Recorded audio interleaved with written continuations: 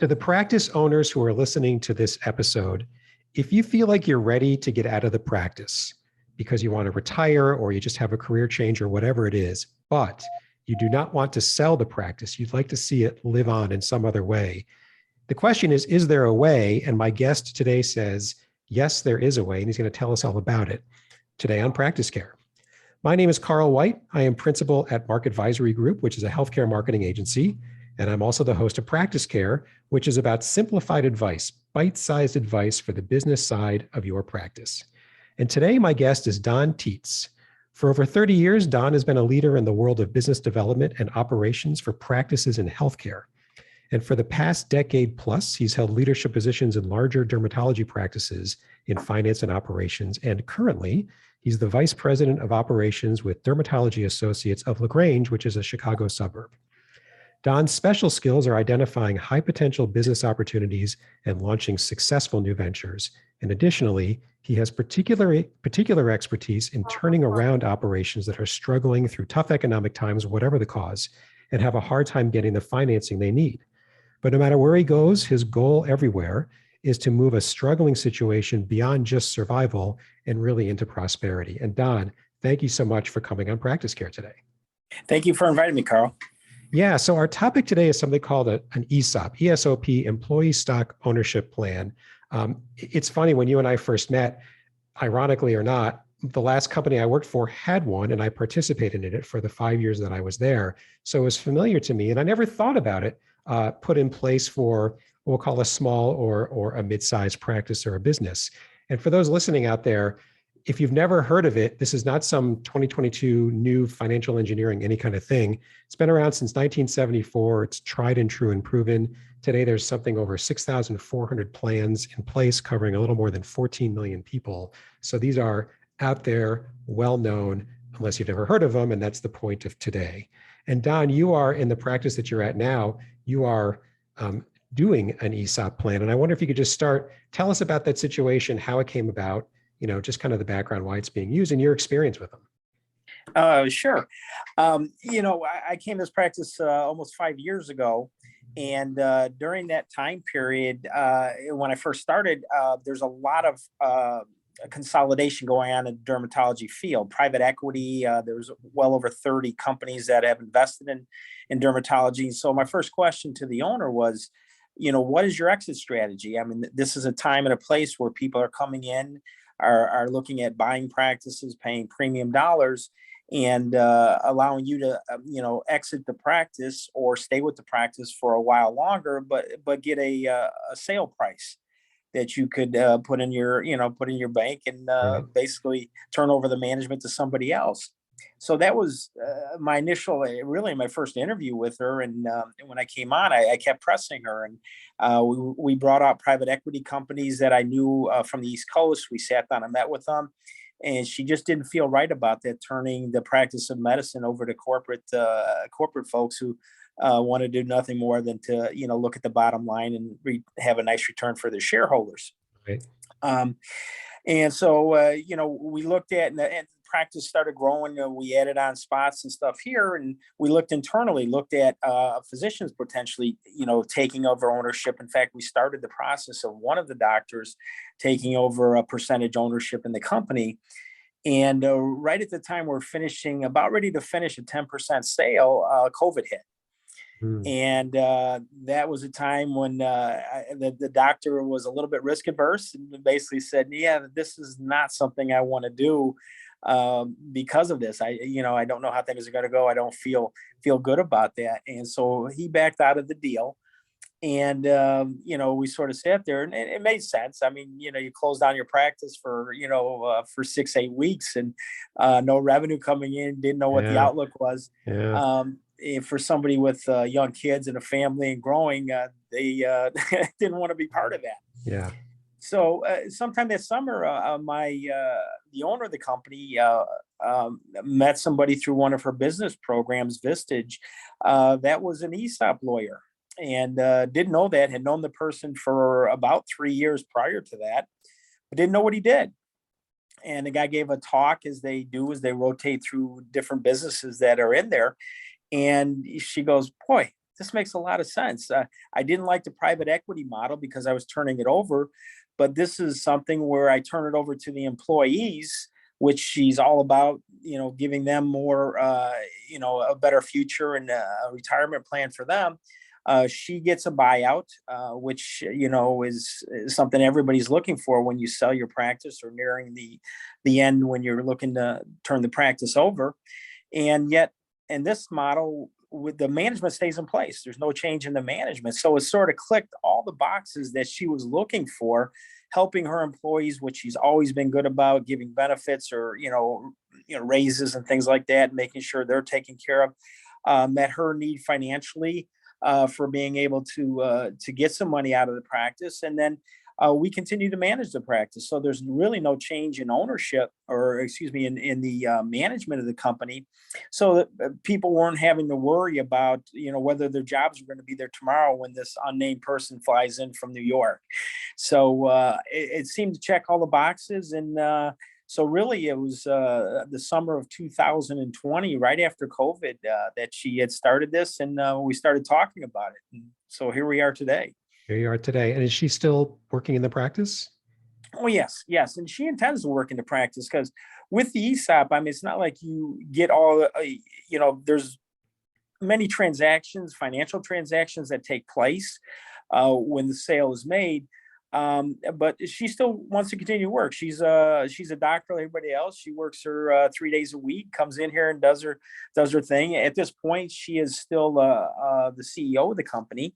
Of the management company, and then so she still does that. And over time, she's going to release some of those responsibilities, probably work less. And dermatologists have a propensity to work kind of late in their life, so she's hoping to stay on for another 7, 8, 10 years, and she can do that as a doctor, but not just as an owner anymore. It's just a physician and go out that way. Got it. So with that as kind of the backdrop, can you give us like high level, not all the nuts and bolts, but like the high level sort of mechanics? What is an ESOP? What are like the fundamental mechanics of it? Because what people are hearing, if they're not familiar with this, is she sold, but she didn't. She sold, but she still worked. You know what I mean? So sure. And it's a share ownership thing. So I'm familiar with it because I lived it for 5 years, but help somebody who's new, who's listening to this, kind of sure. Break it down a bit. Sure. What happens is you go out and you find a trustee, okay, and the trustee is really the company that manages all of the shares. They become really the owner of the shares of stock, and so they come in. There's a transaction. The trustee literally buys the business from the owner. Sales price, interest rates, all the different details that go into a sale. And so they become the owner of the stock. And what they do is they then distribute the stock based upon certain criteria to all the employees. And then annually what happens is there's a valuation of the company that's done. And then based upon the number of shares that you have in the organization, the value of that company sets the value of your stock. And so you then have that money. And just to let you know, this isn't just money that they go, it's not like a profit sharing plan or something like that. This is a qualified retirement plan, really no different than a 401k plan for the employees.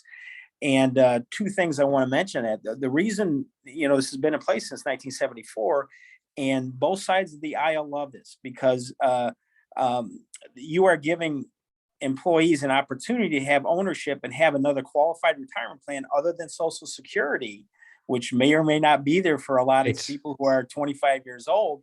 Yes. So they're going to have something that they can rely on, later years in life.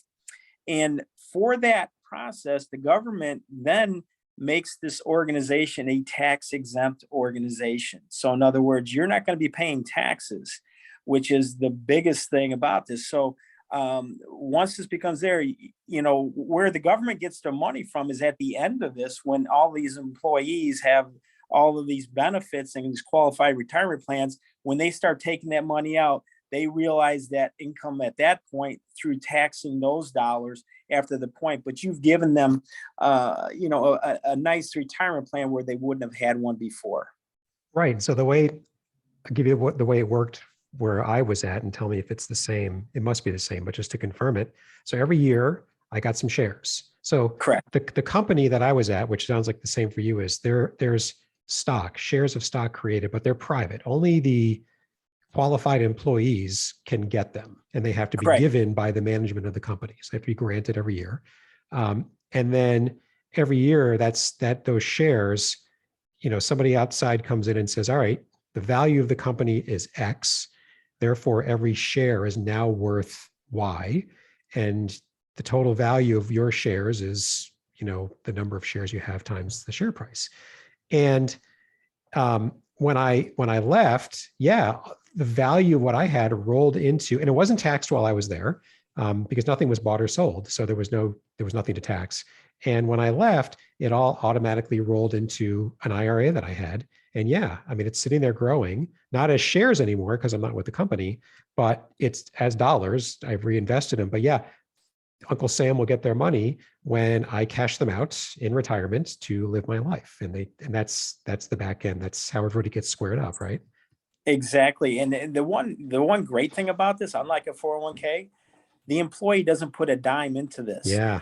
By virtue of them showing up, and you set the number of hours. Ours are set at 1,000 hours, so you have to be at least here for 1,000 hours Mm-hmm. to be able to participate. But just by showing up and doing your job, you are going to be granted these shares, so you don't have to take a penny out of your pocket. It's not reducing your take-home pay at all, and you're going to get these benefits from it. So that's a terrific benefit for folks. Right. And, I couldn't help, and lots of people couldn't help, but be a little more invested in the overall health of the company, because you knew that, the better you did, that the better the company would do. And so in a positive way, it just kind of feeds on itself. Absolutely. And, you want to grow. I mean, the more you grow by adding more doctors, more mid-level providers, by adding more services, by adding another location, the more growth that you have is going to add value to the company. So as long as it's done properly, where you can produce a bottom line on it and grow the company, everybody grows. So people are excited when you talk about growth, when you talk about adding people, when you talk about doing things, whether it's extending hours to your clinic because you want to treat, high school kids who have acne and dermatology, whatever it is, you don't get as many roadblocks as saying, because people are vested, they get these share statements, these stock statements, and they're excited about it. Yeah, and there was an annual meeting that I got to go to, and you get the annual report, and it's very much kind of insider information, and but you really get a sense of what's going on, which is not the typical employee amount of visibility. It was nice.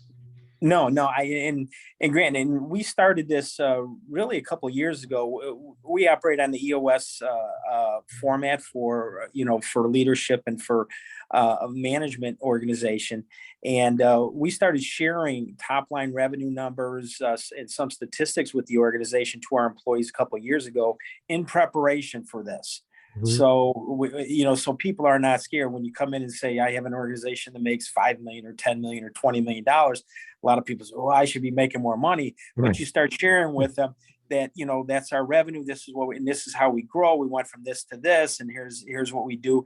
And this money this is how we buy new lasers. This is how we open up new places, how we, do construction and build different things. So you start preparing people so they become more of a vested employee and understanding why and where you're doing stuff and how it's affecting them.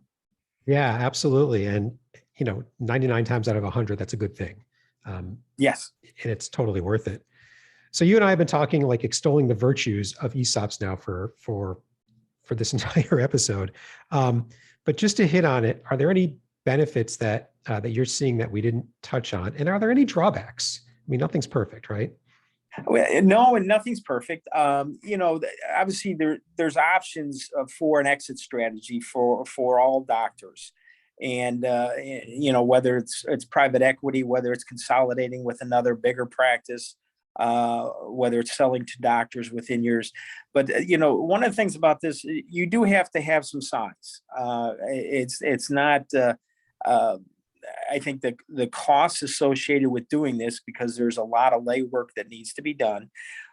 So you have to do evaluation of your Right. business first. So you need to know that when you go into your negotiation with your trustee, they are going to do the same thing. So they have lawyers, they have accountants on their side, and you have the trustee, and you're paying for that.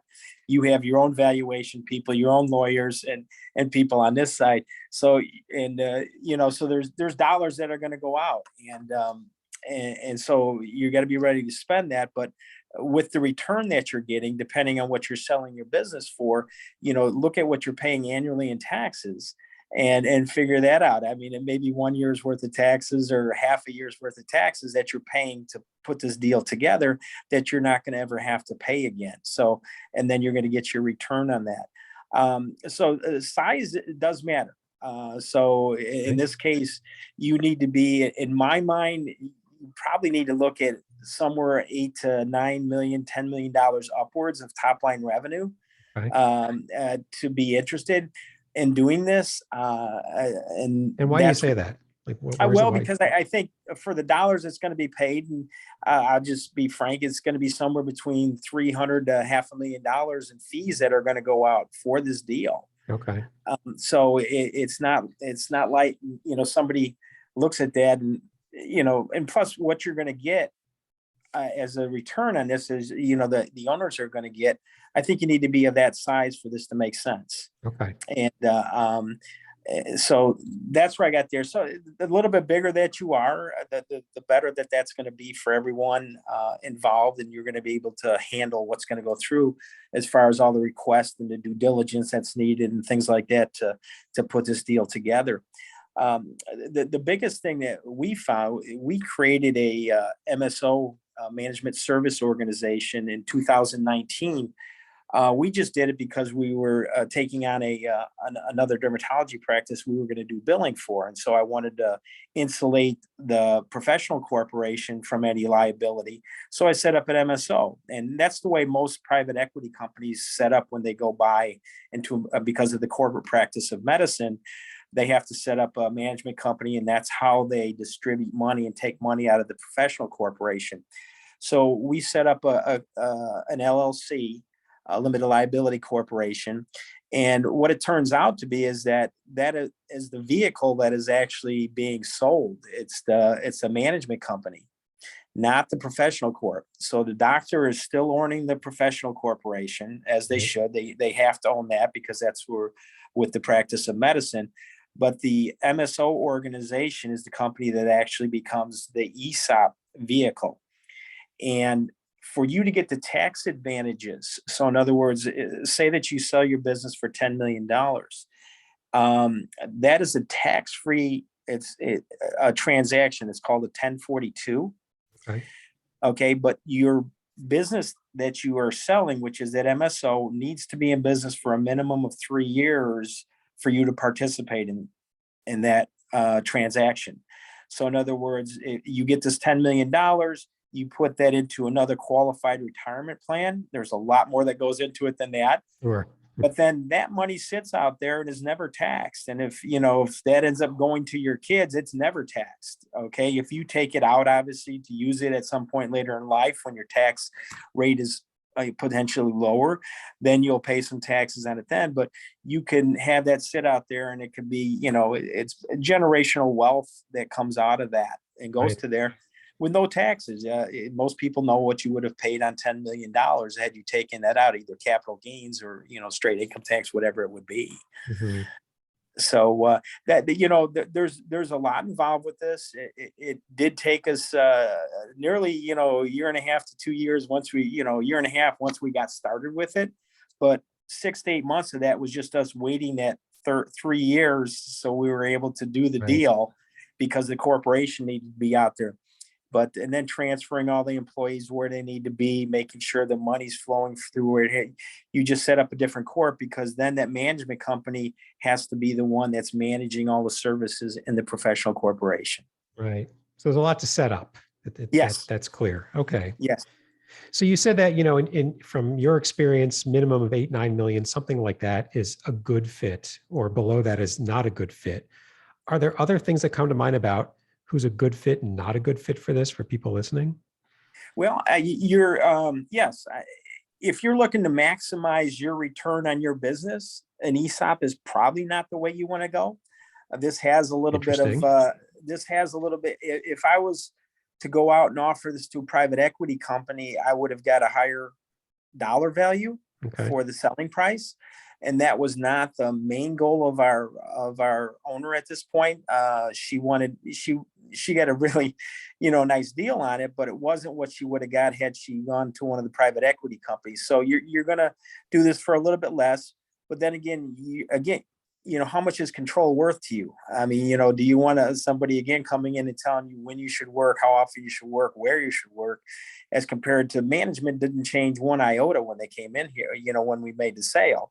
The same people showed up today, went to work and did the same thing. So nothing changed in the organization. Everybody still had their job. So you're not going to get the maximum value out of it at the end of the day for that.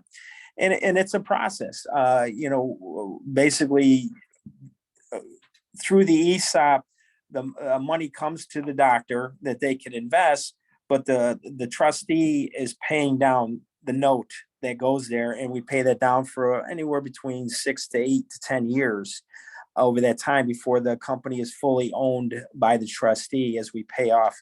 Because it's not like we can go out and give her $10 million if that was the number today.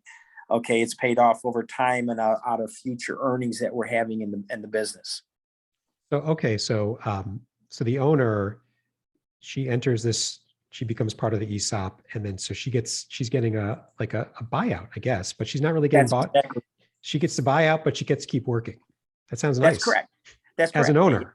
Yeah, no, and you want to. She wants to make sure that it's stable, and she wants to stay here over that time period while we're paying her back and make sure that it's still running well. So it's just a transition of ownership, not a transition of leadership. It's transition of ownership in the company to the ESOP, where the employees are now owners of it. And then she gets her payout over that time period. And she'll be with us for another 8, 10, 12, 15 years, hopefully. But, she'll reduce her amount of visibility in the company at that point. And so she makes her salary plus this sort of 8 to 10 year kind of buyout. So she gets both. Mm-hmm. It's nice. Absolutely. So that sounds really nice. Yes.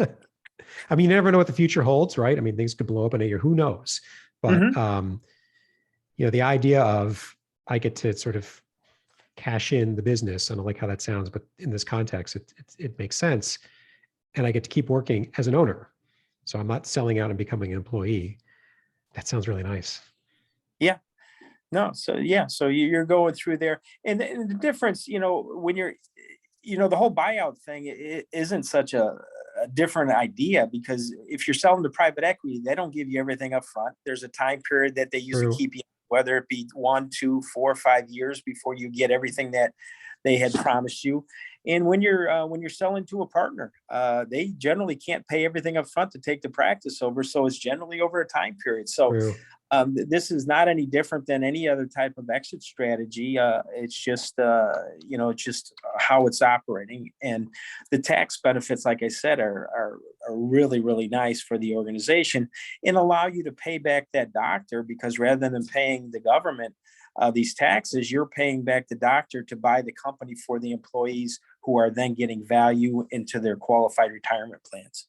And I meant to ask you this earlier. When you say the taxes, you mean like the annual income taxes that the practice would otherwise have to pay? Exactly. So generally you're set up, and we're, depending whether you're an LLC and a C corporation and S corporation, at the end of the day, the owner, if it's a physician, is going to have taken out their regular payroll taxes that come out. But any distributions that are there at the end of the day that you're going to take out of the business are going to be taxed by whatever level you're at. Okay. So whether it's 10%, 20%, 30%, the government's going to take that money and you're going to write them a check. Okay. That money no longer is taxable. Okay, so that money stays in the organization. So just say you made $1 million and you were going to pay $400,000 in taxes. So you take home $600,000 out of that. Now we got a full $1 million that goes to paying the doctor back for the ownership in that business. And you do that over a 7-8 year period of time. That's how you pay off the business. Okay. So it's kind of like repaying a loan, kind of, sort of. Yeah, well, she's loaning the business. Yeah. Yes, but there's all kinds of financial stuff on the back end for the owner. The owner gets the money at the time of the transaction, so they have access to whatever that sale price is. It's Got $10 it. million. They have access to that money through other types of money things with Morgan Stanley, with Deutsche Bank, and all kinds of Oh, things. right. So there's a second part of the transaction after the sale where that money, so they get the money that they can invest it as their own, they take it back.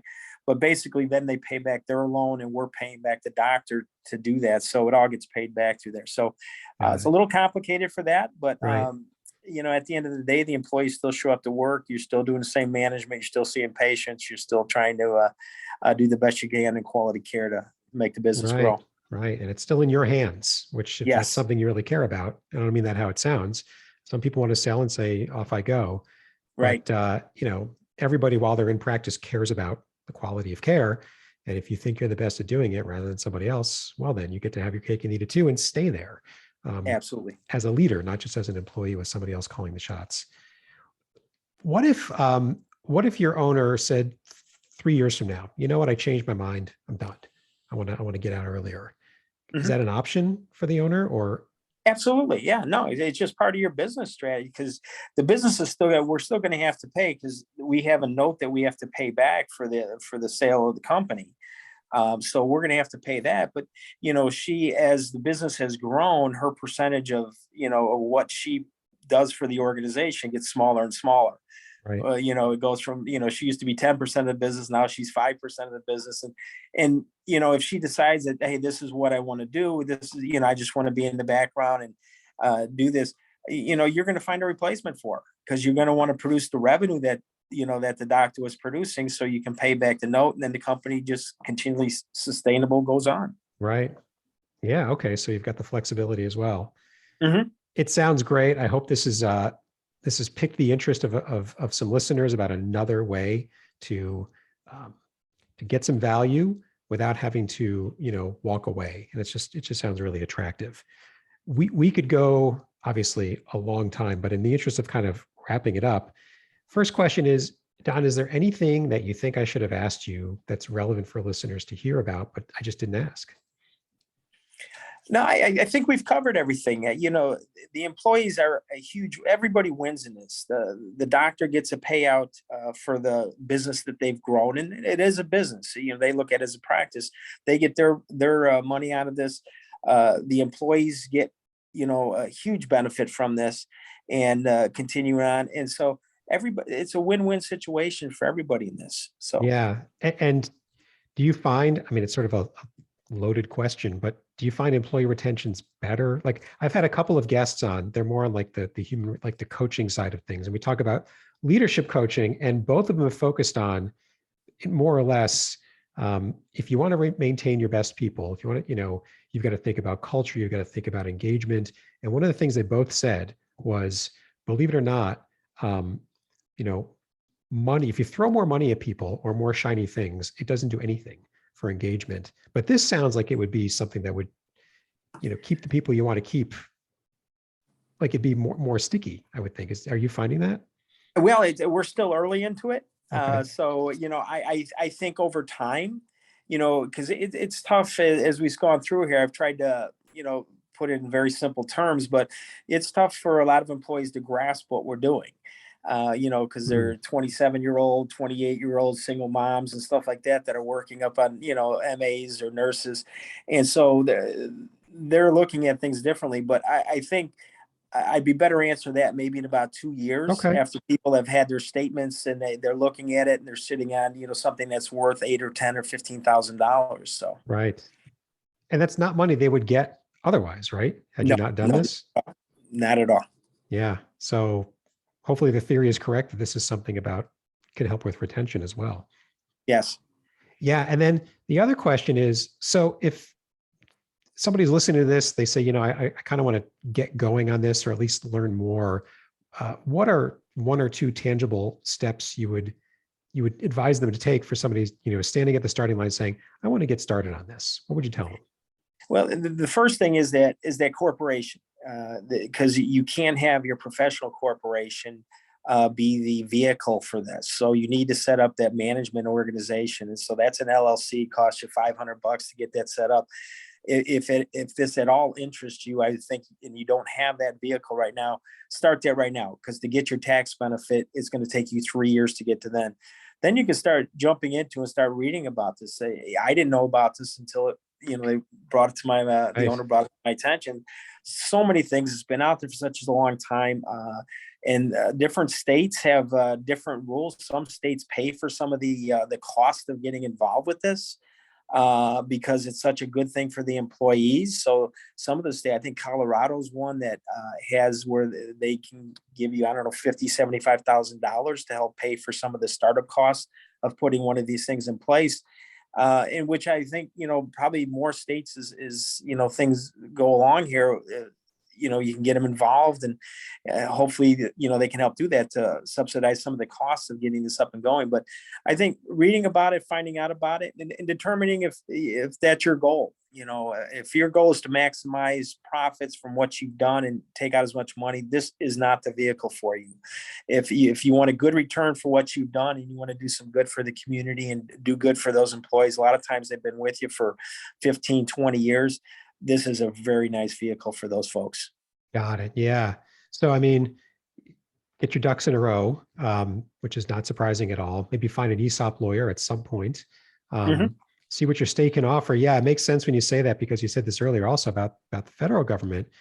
The retirement crisis is on its way, and it's the one thing that just, boy, it takes a lot of courage to talk about out loud. And here's an answer, at least one answer, for a certain segment of the population, that you got to believe that if Colorado pays 50 or 75,000, they're going to save a lot more than that. Otherwise, they wouldn't do it. Somebody did that math.